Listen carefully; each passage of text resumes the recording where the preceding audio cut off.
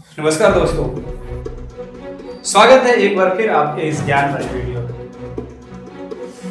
दोस्तों, आज मैं एक ऐसी कहानी लेकर आया हूं जब दुनिया के दो सबसे पावरफुल देश आपसी मतभेद में बटे हुए थे। जी हां दोस्तों, हम बात कर रहे हैं अमेरिका और रसिया के बारे में। दोस्तों, 1947 में इन दोनों देशों के बीच कोल्ड वार जैसी स्थिति थी। हिंदी में इसे शीत युद्ध कहते हैं। इन दोनों देशों के बीच सुपरियरिटी को लेकर के लड़ाई चल रही थी। ये लड़ाई वार जैसी नहीं थी, लेकिन वार से कम भी नहीं थी। कभी अमेरिका अपने टेक्नोलॉजी को आगे बढ़ा रहा है, तो कभी रसिया अपने टेक्नोलॉजी को आगे बढ़ा रहा है।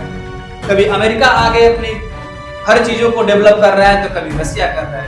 और इसी को लेकर के इन दोनों के बीच कोल्ड वार जैसी स्थिति चल रही है। दोस्तों, अमेरिका चाहता था कि बहुत सारे कंट्री उसके साथ जुड़े, वहीं दूसरी तरफ रसिया भी यही चाहता था कि उसके साथ भी अन्य कंट्रियां जुड़े। अमेरिका ने नाटो जैसे कंट्री का फॉर्मेशन, नाटो जैसे संगठन का फॉर्मेशन किया, वहीं दूसरी तरफ रसिया ने वार्सा पैक्ट के तहत बहुत सारे कंट्री को अपने साथ जोड़ लिया। और देश को देखते देखते इन दोनों कंट्री के बीच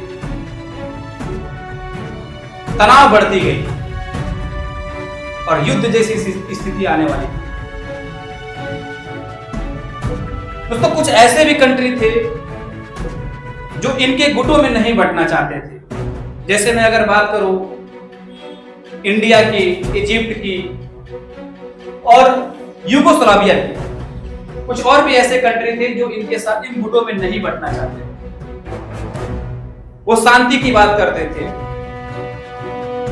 वो जंग को सपोर्ट में नहीं थे। दोस्तों, इन दोनों कंट्री ने मिलकर के ऐसे छोटे छोटे कंट्रियों पर दबाव डालना शुरू कर दिया कि आप हमारे गुटों में जुड़ जाओ। लेकिन ये छोटे छोटे देश मिलकर के नैम का गठन करते हैं। नैम ये नाम नहीं है, ये इसका मतलब होता है नॉन अलाइन मूवमेंट, गैर युद्ध पार्टी। इनका यह मकसद था कि हम जो भी कार्य करेंगे उसमें स्वतंत्र रूप से करना चाहेंगे, चाहे वो व्यापार हो, चाहे कोई डिसीजन हो। इस नैम के द्वारा बहुत सारे छोटे छोटे देशों को आजादी मिली। वो अपने तरह से व्यापार करने में, अपनी आजादी को लेकर वो स्वतंत्र हो गए। दोस्तों, नैम का जो फर्स्ट कॉन्फ्रेंस हुआ था वो 1961 में यूगोस्लाविया में हुआ था। और ये देश मिलकर के इन दोनों देशों के खिलाफ नहीं जाना चाहते थे। इनका मतलब यह था कि हम आपके साथ ही व्यापार करेंगे और आपके साथ ही व्यापार करेंगे, हम किसी एक की तरफ नहीं झुकाव करेंगे। और कहीं न कहीं इस चीज का बहुत सारे कंट्रियों को फायदा भी हुआ, क्योंकि आज के समय में इंडिया अमेरिका से भी व्यापार कर लेता है, रसिया से भी व्यापार कर लेता है। लेकिन दोस्तों, अमेरिका हमेशा से चाहता रहा कि वो दुनिया में सबसे सुपीरियर रहे, उसके आगे कोई भी कंट्री ना निकल पाए। उसने नाटो जैसे गठन का फॉर्मेशन करके रसिया को कमजोर करने की पूरी कोशिश की और कहीं न कहीं वो अपने मकसद में सक्सेस भी रहा। दोस्तों, रसिया पहले यूएसएसआर हुआ करता था, लेकिन बाद में इसको बहुत सारे कंट्री इससे विभाजन कर लिए, इससे निकल गए और कहीं न कहीं रसिया धीरे धीरे कमजोर होता चला गया।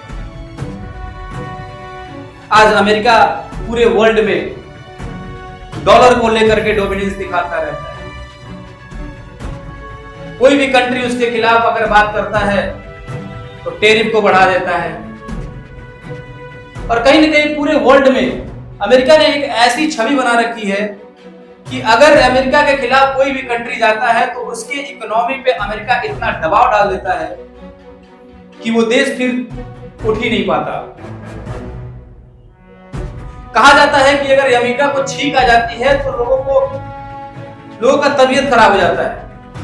अमेरिका की अगर इकोनॉमिक क्राइसिस में आ गई तो पूरी दुनिया की इकोनॉमिक क्राइसिस में आ जाती है। दोस्तों, इसी डोमिनेंस को कम करने के लिए बहुत सारे संगठन बनाए गए हैं। जैसे अमेरिका हमेशा डॉलर को लेकर के डोमिनेंस बनाता रहता है कि जो व्यापार होंगे वो डॉलर में होंगे, और इसी को काउंटर बैलेंस करने के लिए बहुत सारे जो ऐसे कंट्रियां हैं वो ब्रिक्स जैसे देश का फॉर्मेशन किया है, ताकि अमेरिका के इस डॉलर का काउंटर बैलेंस किया जा सके। दोस्तों, ये रही पूरी नैम की स्टोरी, और कैसे कोल्ड वॉर में दो दुनिया के सबसे पावरफुल देश आपसी मतभेद में बटे हुए थे।